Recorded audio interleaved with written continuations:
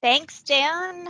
Hello and welcome, everyone. My name is Jen Hughes, Director of Design and Creative Placemaking at the National Endowment for the Arts. Thank you so much for joining us today for Models and Practices for Meaningful Community Engagement. This webinar is brought to you by the Citizens Institute on Rural Design. The program is a leadership initiative of the National Endowment for the Arts in partnership with the Housing Assistance Council, our gracious host today, as well as To Be Done Studio. The CIRD program has engaged over 100 rural communities in its 30-year history. It focuses on enhancing the quality of life and economic vitality of rural America through design via local workshops, a design learning cohort, and public sessions and webinars such as this one. If you are learning about the program for the very first time, I encourage you to check out our website, rural-design.org. And we've been overwhelmed by the response to this webinar today, and I have a few hunches as to why. Community engagement is a critical component of any local design project, and the ideas and vision for your place's future resides in the hands of your fellow community members. Doing community engagement well and inclusively, while not always easy, can lead to buy-in and ultimately community ownership of the transformation process. So today, we hope you'll learn how to go about pursuing your community engaged design work and come away with some great best practices. And knowing our presenter, I have no doubt that you will also have a lot of fun. I am honored to introduce you to our presenter and facilitator for today, Jamie Horder. Jamie is a rural advocate, small town artist, and community coach based out of Lyons, Nebraska. She works primarily in rural places and believes in the power of art to shape and enhance the quality of life in rural communities. She uses art to create opportunities for everyday citizens to become more engaged in the conversations and decisions impacting their communities. So with that, I just want to give a loud shout out and thank you to Jamie and turn it over to her. Thank you so much, Jen. Hey, welcome everybody. It's really great to see your faces. And I love all of the comments you're putting in the chat of who's in the crowd today. What an exceptional crowd we have. This is going to be a ton of fun. So let's talk about what we're going to talk about. For today, we are, and Dan, if you could spotlight the drawing, Jamie, version. Okay, hi, this is me too. So for today, we are looking for your wisdom. This is about community engagement, and we're going to do this in a participatory way. So please look for the chat if you can to find that and type in who you are, where you're calling in from. Share a little bit about your community practice so we can get to know each other because there's a lot of wisdom in the room today, and maybe you'll make some friends or meet some future collaborators. So please use this often. I'm going to be prompting you a lot to see what you have to share. And then I want to see if you can find the raise hand option. It should look like this, but I'd love if everybody could just click on that. If you can find that right now, let's practice using that. For that, I'm going to be asking you in the future if any one of you would be willing to share something and unmute and have your video up. So if you're willing in the future, when a question comes up, that will be the way to do it, to raise your hand. And then Courtney will call on someone. So we will go from there, but we're going to do a lot of both using the chat and just sharing in conversation with one another today. So feel free to have side conversations in the chat. That is absolutely wanted. If you have tech needs, here are your go-to people. Stephanie Nichols, you can chat, Stephanie, or Daniel Stern. You can also email them if you're having more technical issues too. All right, so let's talk about our agenda today. So we are going to go through this pretty fast. Today it's going to be more of a wide view of community engaged practice and sharing examples. We're not going to go that deep today, okay? We're going to go through a lot of different things. We're going to talk about models for community engagement, a few of them. We're going to see what you have to offer up.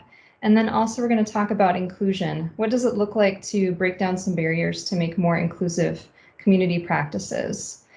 And then lastly, I just wanted to add that think about this as planting something rich for the future. The more that each of you share on this call today, the richer your experience will be And I will add that Jen and Natasha on the call today are taking notes from the conversation that we're having and from what's coming up in chat. And we are going to create a resource guide that will encompass all of the things that you are bringing up today. So the more that you share, the more you're going to get back. Sound good, everybody? Thumbs up. All right. Feel free to use those emojis in the chat as well. So let's start with a check-in and just use the chat box. I'm curious, as you think about your community of practice, who is part of your community? We're talking about community engagement. Can you describe who's in your community? Who are you working with? Who are you reaching out to? So I'd love for everyone to just be putting that in the chat right now. And let's see who we're working with across our rural spaces. And in the meantime, we're going to jump right into talking about some models of community engagement. So at this time, if there's any hands that are raised, I'll ask if we can lower those so that when I pop in some questions in the future, we'll know who wants to respond to them. Okay, so we're going to go through a few brief models. The first one that I want to share comes from this book. Okay, it's Education for Socially Engaged Art by Pablo Helguera.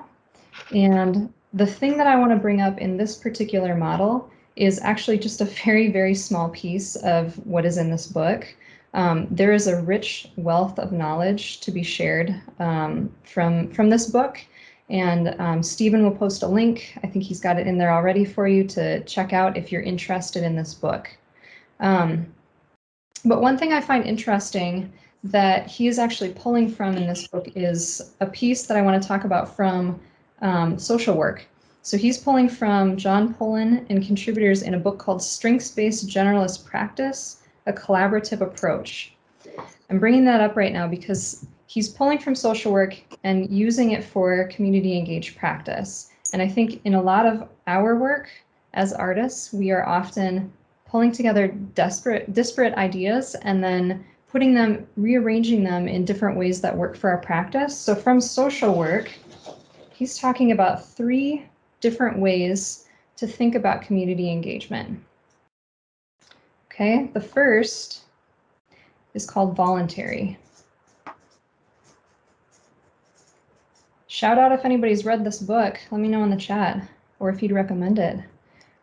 So voluntary includes when you're working in a community or you're participating, and this is where a group of people are aware and maybe making some decisions, but they're aware that they are involved in a project. So an example of this could be that community members are coming together and they're going to maybe design and paint a crosswalk space. So there's a beauty to it and it's more safe, but they know that they're doing it together. Okay. So this, and I saw a question, what is the title of the book again? Education for Socially Engaged Art. And if you scroll up, there is a link, or Stephen, would you mind just posting that link again for folks so they can see it? Thank you. Jamie, this is Courtney. I'm sorry, I'm going to interrupt you just briefly. We've got a couple folks who are saying they can't see the drawing. Dan, do you want to just briefly remind folks how they might get it centered in case they can't see it? Absolutely. So if you're having trouble seeing it because it is a slightly off-centered, you can right-click on the image and choose Fit to Frame, and that should adjust it to the dimensions of your computer or whatever, or the device you're watching on. If you're having some other issue, like you're not able to see video at all, and you're seeing no one, then reach out to myself or Stephanie in the chat or over email, and I'll repost the chat again so that you can reach out to us, and we'll help troubleshoot that. Thanks, guys. Sorry to interrupt, Jamie. No, that's great. Thanks, Courtney. Did you see any other questions pop up for now? I think we're good. A lot of people sharing who they're working with, though, so they're listening. Awesome. Yeah, I love when I'm seeing the comments. I'm skimming through them as I'm talking, so I might miss things, and Courtney's going to help me. So Okay, so we've got our one mode of engagement. This is voluntary. Okay, then there's another piece that he brings up, which is where people might be coming in from an institution that is kind of more mandating or telling them that they are to be involved. So an example could be an engagement that maybe a place of work has, or an institution that someone is involved in within their community. It also could be at a school where student engagement is required for a grade, and this mode is called non-voluntary. Okay. And then the third mode is when a group of people might be stepping into a space and they might not know that they're actually within an art project.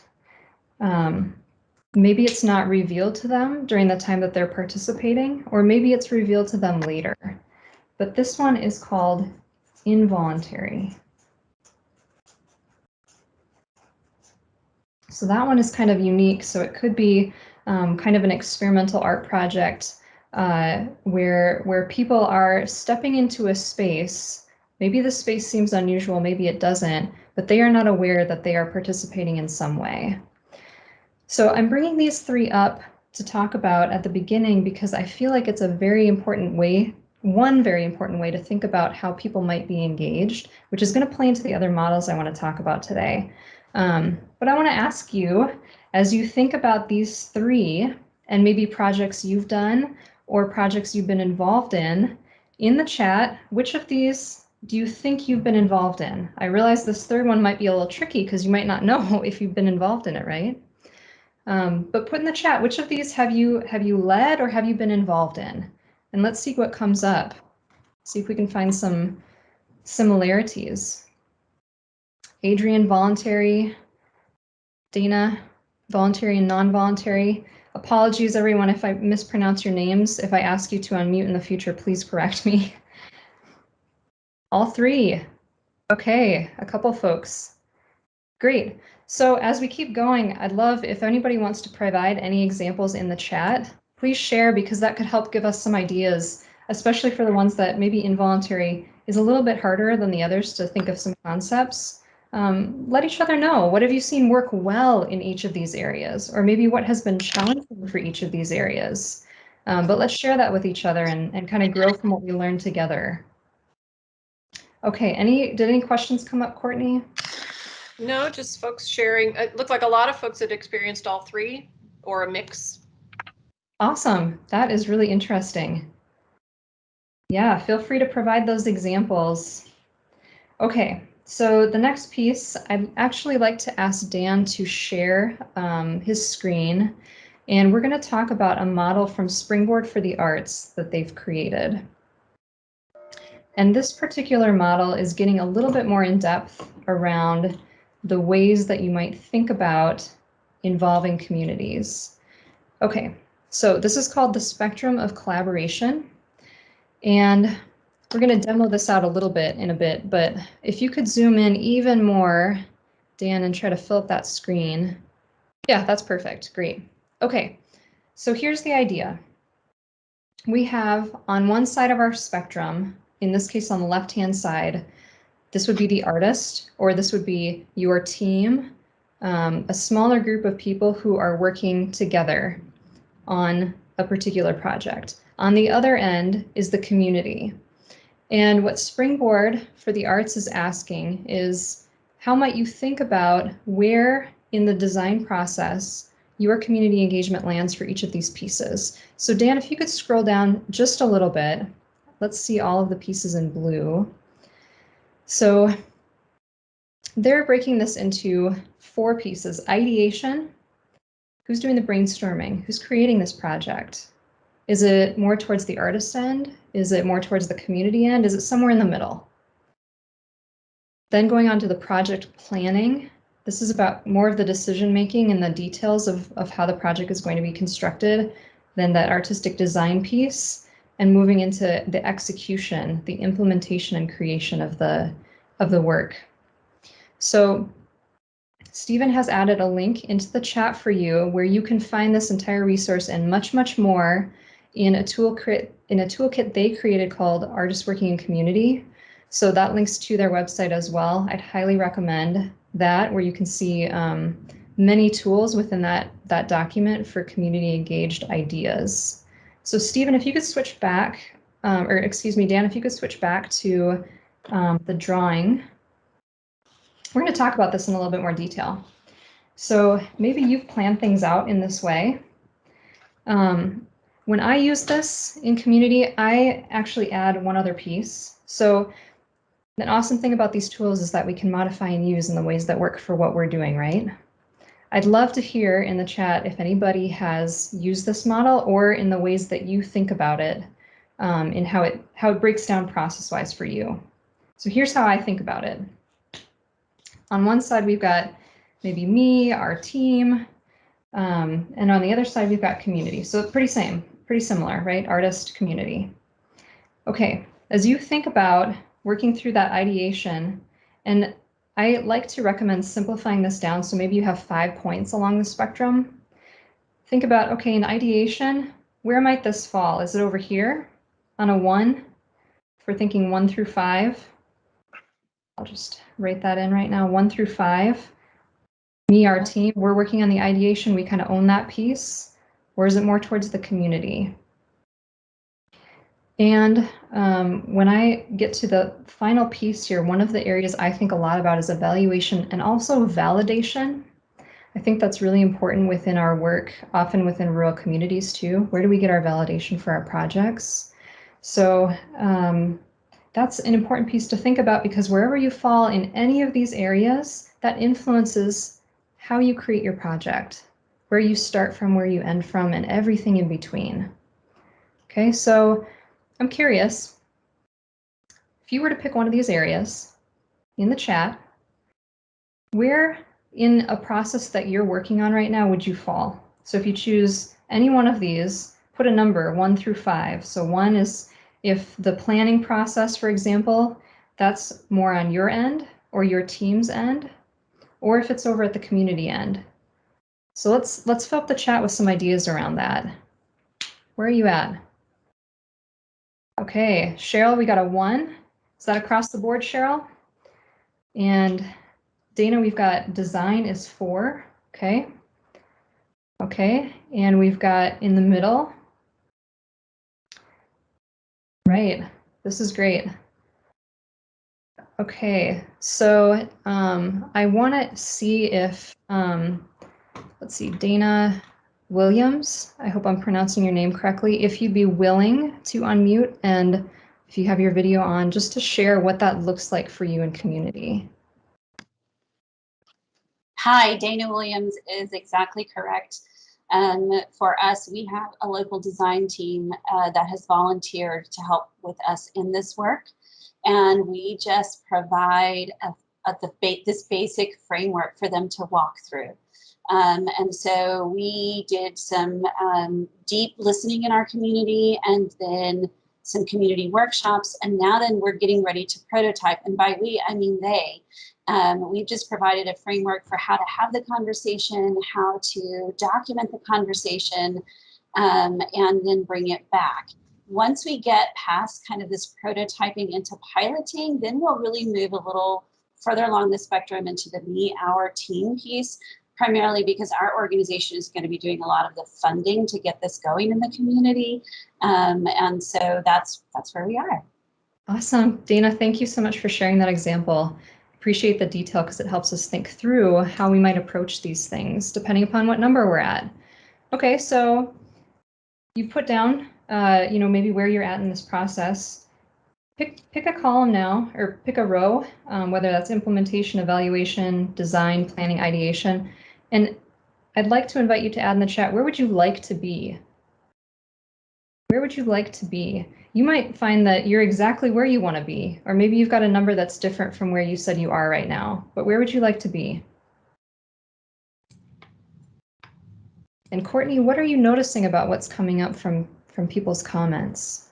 There's a couple of comments similar but a little different, but basically with the idea that where people are now, or maybe where they'd like to be also, is sort of a diagonal line from top left to bottom right. So most community focused on the top left, and I'm sorry, sorry, other way around, top right to bottom left. So Like 5 this. down to 1. Yeah. Okay. But not 100%. That was one comment. And then another, Dory posted a great note about really specific placement where design is more on the team side and ideation and evaluation is more on the community side, basically. Okay. Great. But yeah, Dana's saying diagonal line resonates. More interest in implementation, focus on implementation. Okay. Move more community centered. That's wonderful, because this is, I think, going to tie in really well to the third model that we're going to talk about, which goes a little bit deeper into thinking about how you might plan some things out with your community. So I'm going to start here and just showing you a brief overview, then we're going to dive into more details around this.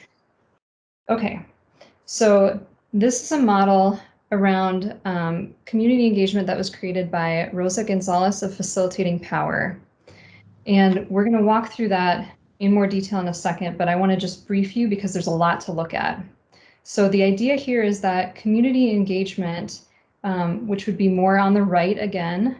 So on the left, it's less community engagement. All the way over to the right is the most community engagement. Is a stepwise process, and that each of these steps build on each other. And you move from a point of, or you may see in some of the ways processes are done, that it might be over in not involving the community to starting to just inform them on an information only basis and share with them what's happening, to starting to consult with the community, bringing in some voices, getting them a little bit more involved to the point where maybe they're making some decisions. And then at this point, deferring to the community really puts more of the power and the decision making into the community. So Dan, I wonder if you could share your screen, and we're going to dive into the deeper context of this right now. And Stephen has shared the link for you to be able to access and download this packet. This packet is about 14 pages, I believe, so there's a lot of detail that they've created for you to be able to see how to facilitate this out if you'd like to. But we're going to talk through some of these details. So if you just look towards the top of this chart, you're seeing those same steps that I had outlined before: ignore, inform, consult, involve, collaborate, defer to, right? Steps 0 through 5. And then, oh, Dan, I think we switched over to a different screen. Okay, so this can be helpful as you think about what you're seeing or hearing in community, whether you're participating in something as a community member or whether you're leading something. So on the left, we've got our impact. What is the impact in the community based on what step this process is at? So if it's in ignore, section 0, the impact could be marginalization of the community because they're not being involved in any way, right? So moving towards the right in that second row, getting towards involve, you start to get an impact of having people's voices in the mix. And then you move over to having more delegated power when you're collaborating. And then at step number 5, that's community ownership. So that's having a lot of power, empowerment, and power directed to the community. They're the ones who are making decisions. Awesome. Yes, the ladder of citizen participation. I think that Sarah Ray mentioned. Thank you, Sarah. I think in this packet, they actually referenced that this model was built from a couple different things. I believe that ladder of citizen participation was one of them. But if you download the packet, you can see the other references as well and get some more models. Okay, and then I think also important to think about is, so here's what this looks like then when it's modeled in community. You're creating certain goals. I'm not going to read those. I'll leave those for you to look at. But the message that's sent to the community in these different sections includes, so for step 1, inform. Okay, our message is we will keep you informed, or that's what the community is hearing. So it's not we will keep you involved, we will keep you informed, right? Okay, you move over one step to part 3. We care what you think. That's what they start hearing, right? Moving all the way over to step 5, it's time to unlock collective power and capacity for transformative solutions. Collective power, right? Okay, and then below that, they talk about what would activities look like if you were actually doing that in each of those steps. So there are thoughts around maybe if you're trying to assess something that you've stepped into, you could look to this chart and think, here's what I'm seeing. Oh, here's where we must be at as a community or as a group who's leading this process right now in this step. For example, step number 3, involve, might involve interactive workshops. It might involve polling, community forums, right? Step number 4 might involve MOUs with the community directly, with community-based organizations to be leading that work. It could include citizen advisory committees. So making sure that there's feedback and decision-making happening in the community is what that looks like the more you move to the right of this ladder. Also similarly on the springboard spectrum as well, the more you move to the right, in their case, the more it's about involving community. So I'm curious, what stands out for you as you look at this model? Let's add to the chat, or if someone would raise their hand, I'd love if someone could give a kind of a Twitter version of what they're noticing. What does this mean for your work? And Courtney, I'll ask if you could call on someone.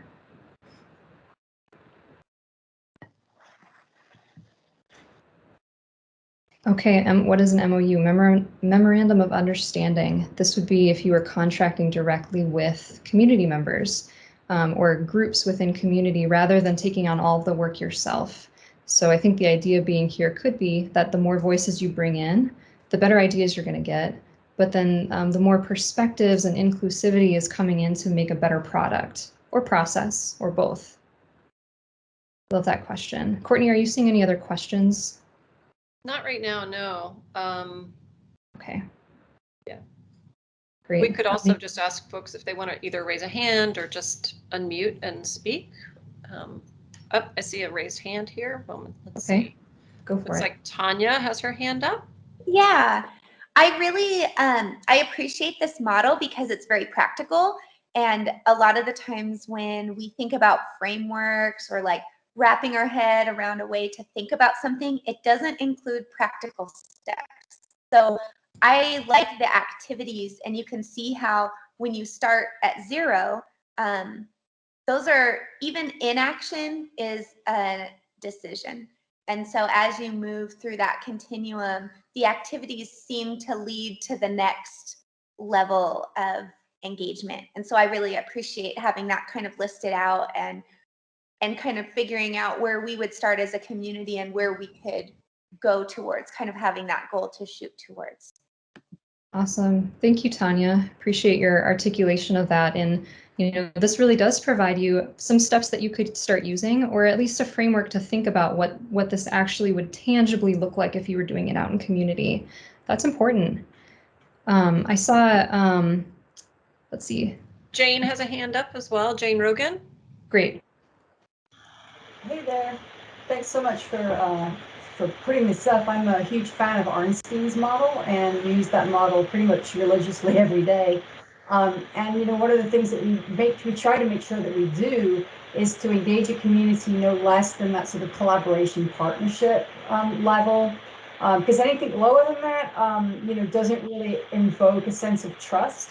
So try to make sure that there's an opportunity always for our communities to participate in the planning and to be partners with us, rather than it being us coming in as outsiders and doing everything.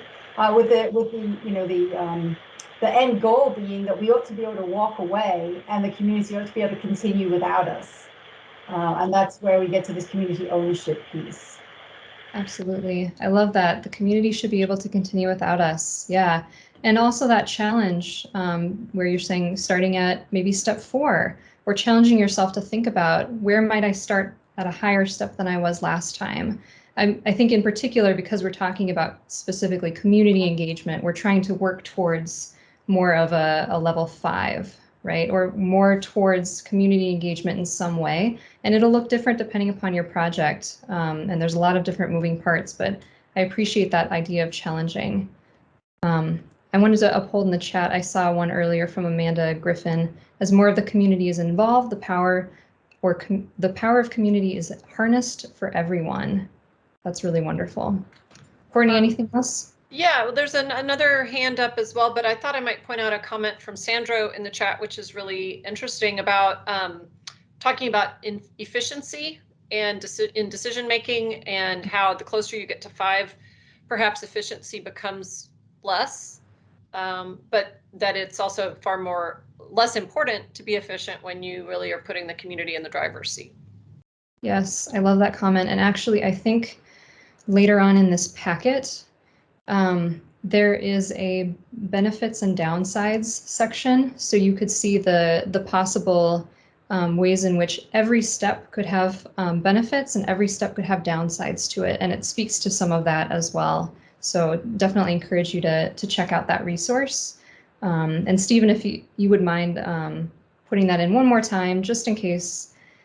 And that I see questions coming up about it. Yes, so the link will be the direct download. We're also creating a resource shared, crowdsourced, that we will share with you later based on all the things you bring up, as well as the things that are mentioned here. So, okay, are there any other models? Oh, Courtney, I see you. There was just one more question or a hand raised from Molly. I'm not sure if we have time for one more on this topic. Let's do a Twitter version. I'd love to hear from Molly. Yeah, can you give us your best Twitter version? Hey, can you hear me? Yep. Great. So this is a really helpful model. I have some questions when you're moving from inform to consult, and who our town operates kind of around a town council. And it feels like when anyone outside of the town council is trying to move, that has limited capacity, anyone trying to move to consult outside of the town council kind of gets blocked. So how do you work with different power dynamics when you don't really feel like you have the agency to move to consult or involve from inform? Yes. Yeah, that's a lovely question. That can be a challenge in many different circles, not just city councils, but could be that space too. So, okay, we've got a ton of wisdom in the room from all of you. Let's throw it out, phone a friend. In the chat, can you respond to that? How have you worked in that situation when it's arisen? Because it does come up often and will continue to come up, right? That power dynamic can be always something that we're grappling with. How have you worked through it? So I'd love if you could respond in the chat. Let's see what life experience and wisdom you have that you've used, and tap into kind of the collective consciousness. So certainly a lot of empathy there as well. A lot of people saying, here, here, same challenge. Yeah, absolutely. So I'm going to keep moving forward, but just want to ask if you'd be willing to share, what are the other models that you look to when you think about community engaged practice? Could you put links in the chat, or could you just describe what they are if you know the name of them? This includes books that you've read. This could be podcasts or a podcast episode. This could be PDF links, any sort of resource. And of course, this could be things that are outside of the quote artistic realm, but that you're adapting and using in your artistic practice. So we will compile all of those things and create a really rich resource for all of you. So thank you in advance for sharing some knowledge. All right, so we're going to move on to talking about breaking barriers. And when we think about inclusion and accessibility, that's a lot of what we're talking about is breaking barriers. The barriers that we might witness in our community could be things like patterns that keep repeating. They could be things like behaviors that we notice that are happening within the community.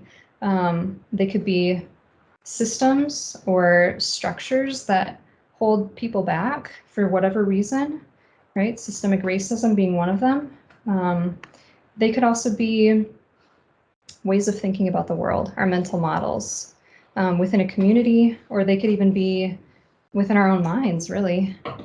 And those are the things we have to work through, right? So sometimes when we're working to break through them, we start to notice things.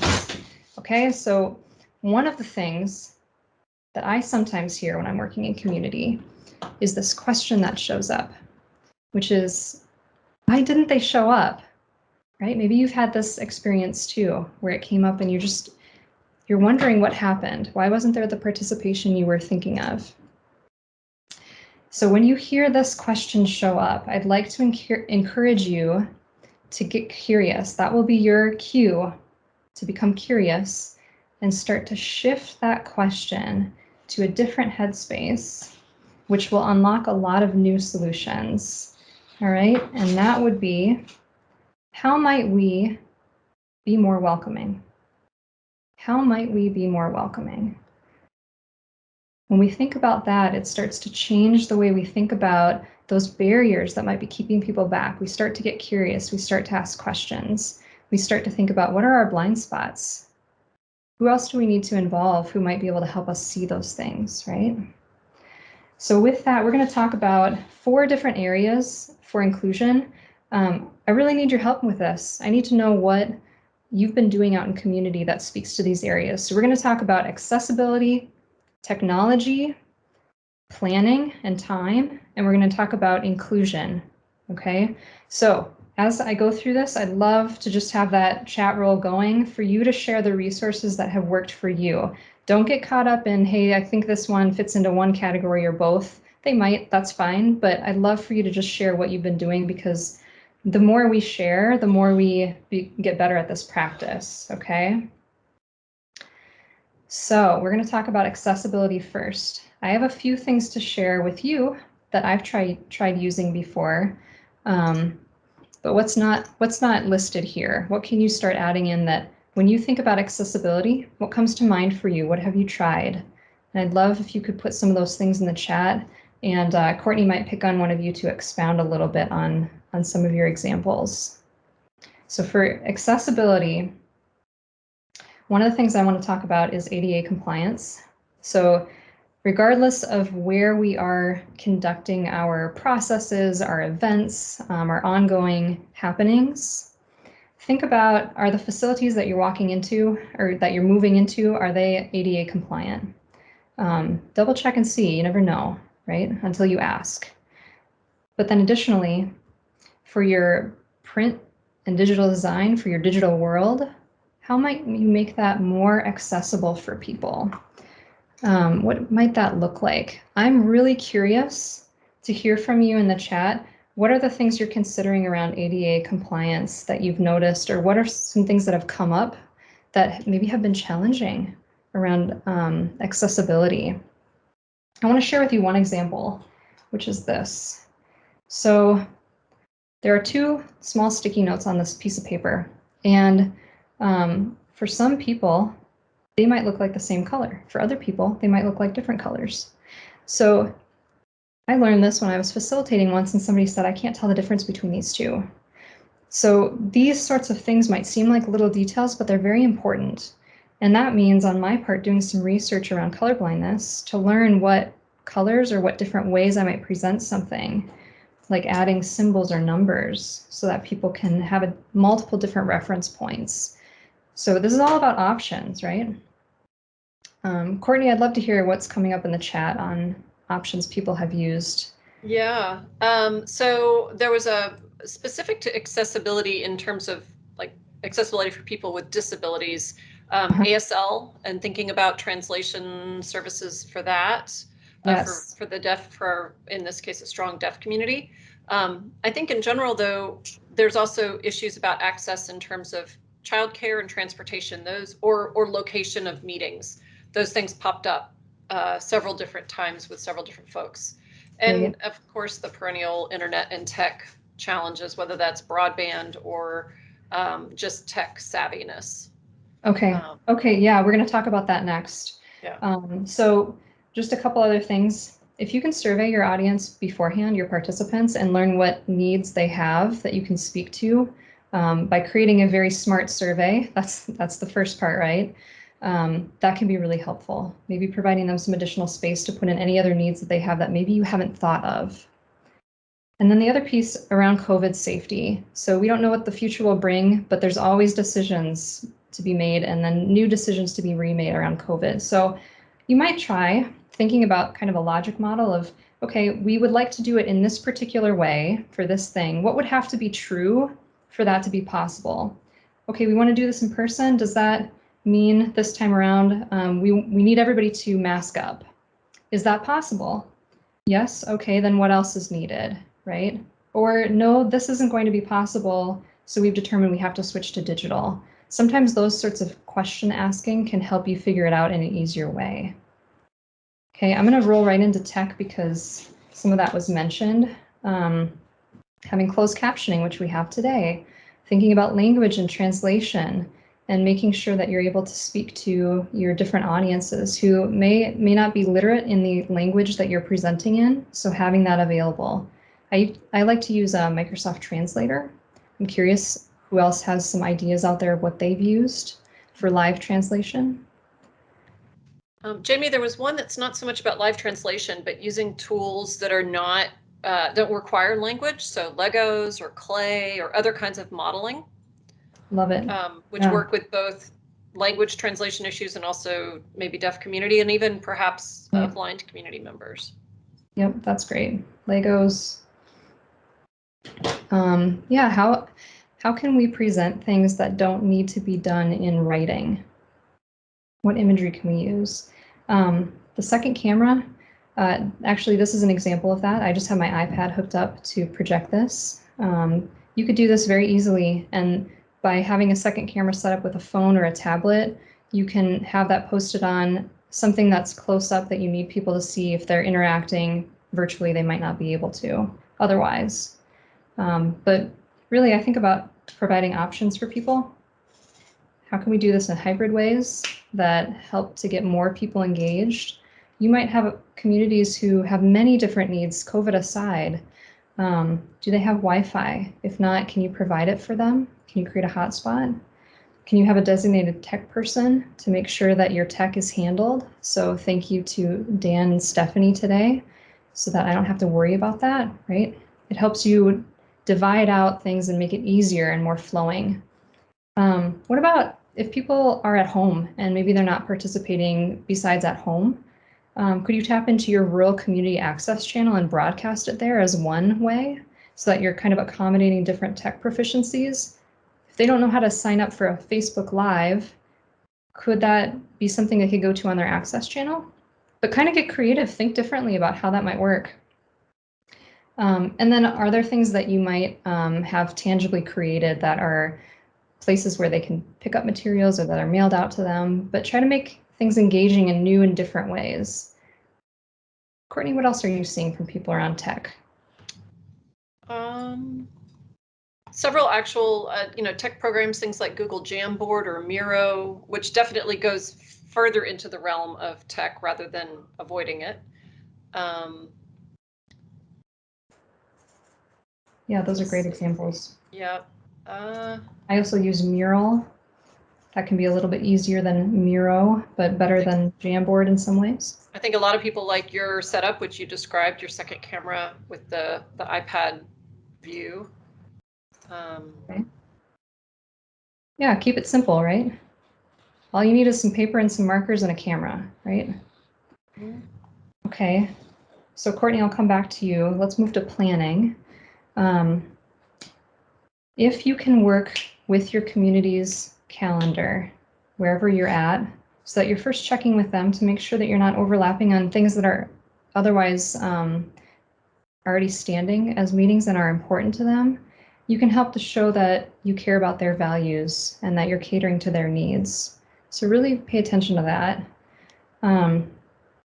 Use existing channels that are happening in a community for how they do outreach. So for me, in my community, the way to get a hold of people and let them know something's happening is to drag out into the middle of the street this roller cart that we have for anybody to use, and tack on a piece of paper that has the announcement with what you're going to do. Now that's going to look different in every community, but working in your communities, you know your communities. Where are the places you can find that? Another spot is a bulletin board in our post office, right? So think about what those channels look like. Provide breaks for people. Practice self-care. We are fatigued and zoomed out. So it's awesome that you're all here, by the way. But make sure to plug that in because that's important. Be very clear with what's happening around COVID. Your decisions might change throughout the course of prior to your event, but as long as you keep people in the loop, you will be able to keep your audience attracted to your event and not wondering what's going to happen or are they going to be safe or what's that look like. Okay. And then I think the most important piece is really about building relationships. So as you're thinking about your timeline and your models, that relationship building might take place years before you start a project. But the more that you can do this, the better your community engagement's going to be. Okay, so Courtney, I'll see if there's any others that are coming up right now around planning. Oh, and you're on mute right now, Courtney. Sorry, thanks. Things like hanging posters in the grocery store windows, using your local library, which can also be a great resource of tech availability, hotspots and such. Awesome. Let's see, laptops people can check out for access. I realize we're kind of going back to tech there. Phone calls as a way of reaching people, door-to-door type things. Let's see. That's great. Yeah, let's fill in the gaps. What's missing here? Anything that we haven't talked about that would be good to have in this resource guide so we can think back to it later. You know, we're going to have kind of this toolkit that we can pull from as we go out and work on a particular project. So there's no right or wrong answer here, but really appreciate what you're offering so far. And then lastly, thinking about inclusion. So when we're thinking about inclusion, oftentimes what that actually involves is starting with equity and also thinking about diversity. So one thing that I want to share with you around that is maybe thinking starting with the question, what would make this an equitable process? What would make this an equitable project or event? And then figuring it out from there. So there's someone kind of nearby in my area of Nebraska by the name of Carlos Barcenas. He created, he's a DEI consultant. He started a group called I Choose Purple. And I've heard him talk a little bit about a piece that I think is important to share with you today, which is around making room for identities. And what I've heard him say is start with your identities. Write them down on a piece of paper. What are all the different ways that you identify? And then from there, think about maybe what categories you don't fall into, where you don't identify, or something that maybe is new for you. Write those down too. And he challenges people to think about what is the realm that makes you uncomfortable? What is the identity that makes you uncomfortable? Maybe you don't know about it, but for whatever reason, maybe try leaning a little bit into that and think about what research you might be able to do that relates to that identity so you can learn more. So for example, I brought up the identity of color blindness. And doing a little bit of research to learn what design elements might work better to make sure that I'm creating an inclusive environment when people walk in, right? I'd love to hear from you as you're thinking about all of the different identities that exist, you know, from gender identity, sexuality, race, beliefs, right? What are some of the resources that you've turned to learn a little bit more? Could you add those to the chat? What are the places that you're going to learn a little bit more about an identity that maybe is unfamiliar to you, or one that you want to advocate for? If there's an identity that you have that you would like to point people to a particular resource that speaks to that identity. And I see simplified from Maria Sykes, simplified language and visuals, not dumbed down, but not jargony. Yeah, that's awesome. People are smart, they're coming in, so write it in a way that's simple, which takes longer, but can speak better to what people are coming in for. And then two other things I want to speak to quickly are around creating safety for folks. So that could include thinking about the context of place. As you think about a facility, for example, where you might be meeting in person, or even in an online space, there might be aspects of that place that could feel unsafe to some people, depending upon how that connects with or doesn't connect with their identity. I could think of many examples around this. I'm sure you could too. But one could be maybe if you're hosting in a church, does that speak to everybody who's coming in, right? Or a place that has a lot of history behind it, right? So to know that before going in and use that as a tool to plan that matches with your audience is really helpful. And then also to think about psychological and physical safety when you're in a group. Are there exits is one really great solid example. Are they visible to people? Have you made appropriate space? Maybe this is around COVID safety, but it could be around the particular language you are using or not using within a space. It could be the agreements that you set up together of how you're going to interact as a community. That can be really helpful. I'd love to see if somebody's willing to raise their hand and offer up an idea from any of these categories that you've seen work really well that you'd like to share. Maybe a 30-second synopsis. Would anybody be willing?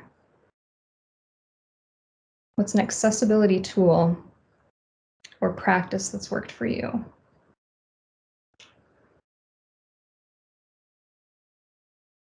Okay, we'll keep taking folks. Oh, Courtney, you're... Yeah, I was gonna say, there's a couple I can add from the chat if no one's raising hands at the moment. Great. The idea of interviewing people, going back to your question about how do you learn more, interviewing people who do have that identity. A couple of folks mentioned that idea.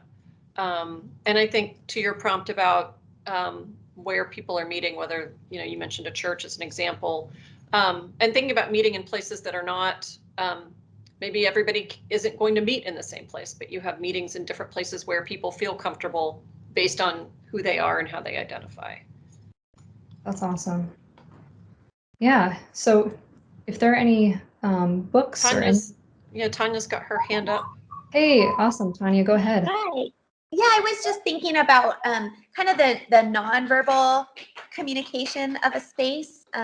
One of the things where I live in Surprise Valley is we have a number of Native American communities, but there's no visual anything. If you came into our town, you wouldn't know, except for there's a sign for the reservation, and that's about it. And so just as someone, when I'm meeting with people in my office, I try to have representation of those communities. I might have artwork from a student that's signed, hanging in my office, or I have like a little rainbow sticker that says straight but not narrow, just those kind of nonverbal signals that it's a safe and inclusive space, I hope. It's hard to include everybody and everything, but I try to be purposeful about at least including the groups that tend to be oppressed in my community. That's awesome, Tanya. Thank you for that. Yeah, so nonverbal communication, and that speaks to the way that we host our welcome. That's so important. One to add to that from the chat, Jamie, Olivia had pointed out a really cool feature at an event she attended. It was an all-day event that had a quiet room set aside for getting away from noise and conversation. They had coloring markers and paper to allow people to color and relax. And also thinking about, I think kind of tied to what we were talking about earlier, someone else with an amazing community room that was located in the Civic Center next to the police station, and realizing that maybe wasn't the best place for everybody to be comfortable meeting. And so rethinking that as a place to gather. Awesome. Yes, those are wonderful points. So I took a few notes there. We'll add all these and more, everything in the chat that you've listed as a resource to this resource guide. I know some folks mentioned something about childcare before as well. Of course, having food brings people to the table. So please feel free to add in any last comments and thoughts, any resources that we didn't have already. and we will add those in. So for now, that covers everything for the time that we have in this webinar, but I want to say thank you so much for all that you shared. There's so much wisdom in this room. We could keep talking for hours, but what you have offered up will create a really nice tool that all of us can go back and use, because we shared our knowledge, our insight today. So thank you so much. I'm going to pass things back over to Jen. Well, Jamie, thank you for your creativity and engaging approach to community engagement. And thanks to all of you. I've been one of the note takers behind the scenes, and we are so excited to be able to share back out the contributions you all made today. So look for that follow-up email communication. We will soon be posting this recording. And with that, I hope you all have a wonderful day, and thanks for leaving us with so much inspiration. And thanks, Jamie. And I'm going to interject super quick. This is Courtney. I dropped my email into the chat here. If anybody has thoughts that they didn't get into the chat that they would like to continue to share, please just send those to me and we'll add them to the resource in the next couple days. So my email's there if you need it. Thanks, everybody. Thank you.